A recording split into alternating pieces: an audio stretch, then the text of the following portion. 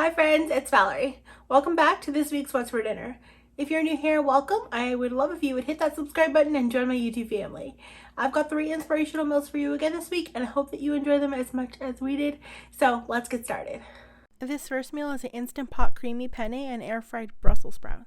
I'm starting off with the Brussels sprouts because they're going to take the longest. So in a small bowl, I'm combining a quarter teaspoon each of salt and pepper, 1 tablespoon of ranch seasoning, 1 tablespoon of grated Parmesan cheese, and I'm just going to go ahead and give that all a good mix. This is what we're going to use to coat our Brussels sprouts.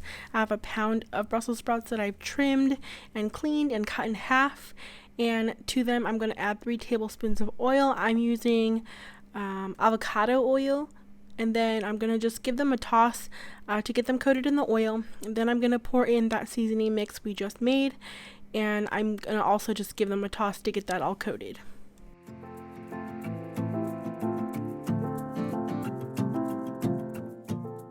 The recipe didn't call for this, but I decided to add some extra seasoning, so I added this garlic Parmesan seasoning.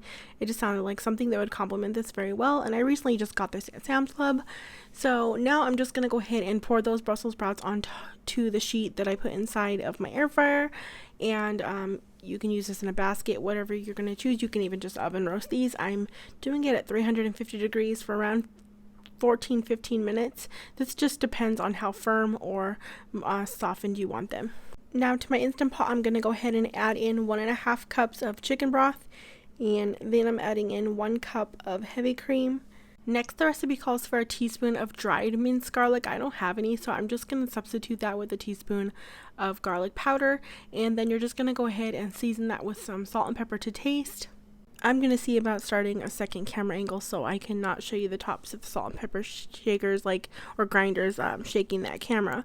But now I'm going to go ahead and add in 8 ounces of pasta. The recipe called for ziti. I only had penne, so that's what I'm adding in. I'm just pressing it down into the liquid, and we are going to pressure cook this for 6 minutes on high. And then when it's done, you're gonna let that naturally release for an additional 6 minutes. Then you'll quick release any remaining steam.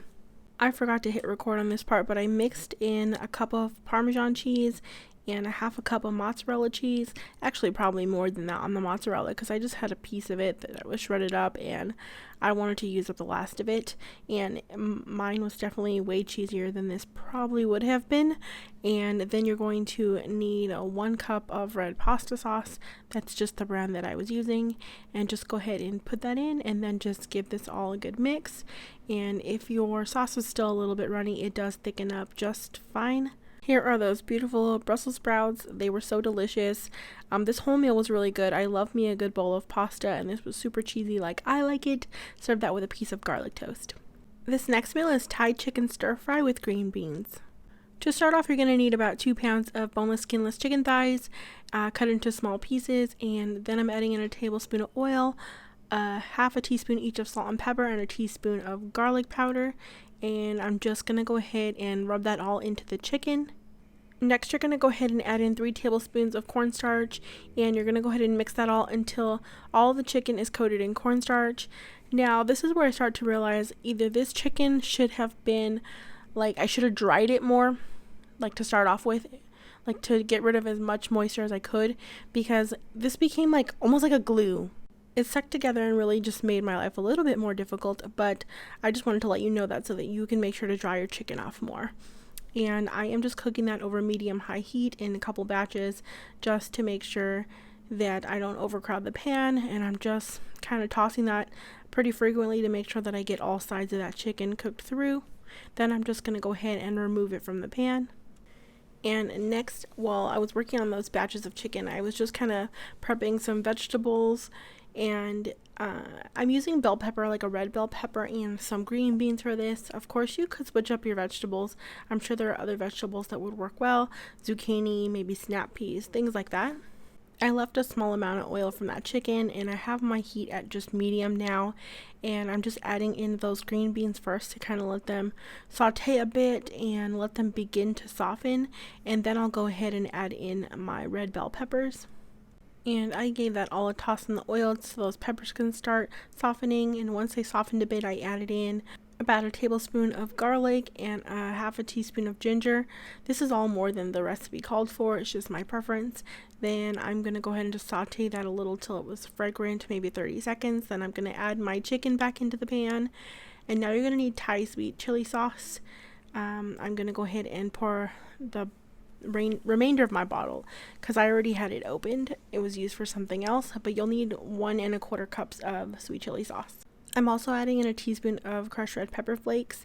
Go ahead and give that sauce a taste before the pepper flakes in case it's too hot for you.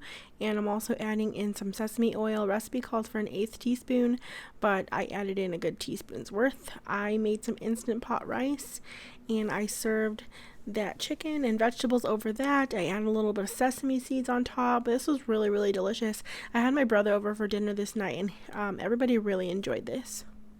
This last meal is Cowboy Casserole. To start off, you're going to need a 32-ounce bag of frozen tater tots, and I'm not really measuring it out because I have a larger bag, but I'm just kind of seeing what I think will fit in the casserole dish, because that's going to be pretty much what fits on the top of my casserole when it's done.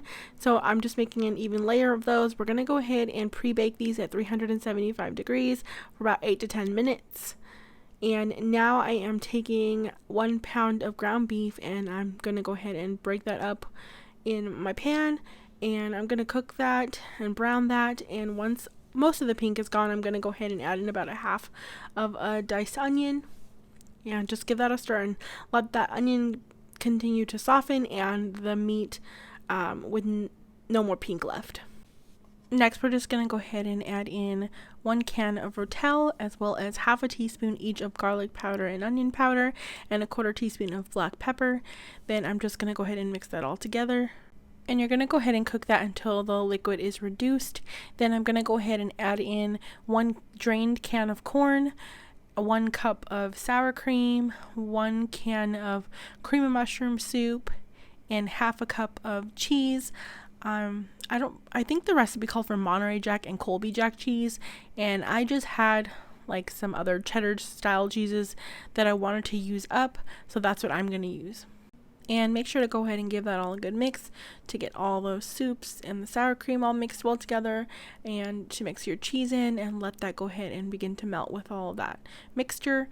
Now into our 9x13 baking dish that I used for the tater tots earlier, I'm going to go ahead and pour that mixture in and just spread it evenly across the bottom of the dish.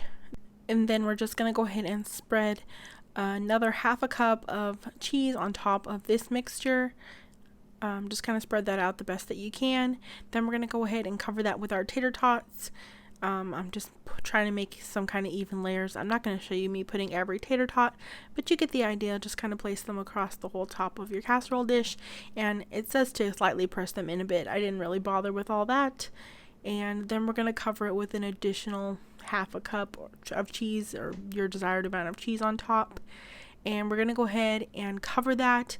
I'm just using this silicone baking cover that I have in place of foil. Bake that at 425 degrees for 20 minutes. And then we uncover it and bake for an additional 5 to 10 minutes. I did 10 minutes. And this is what it looked like after. I actually didn't use chives like the recipe called for, but I did have some green onions. This was really tasty. I liked it. My boyfriend really, really liked this a lot.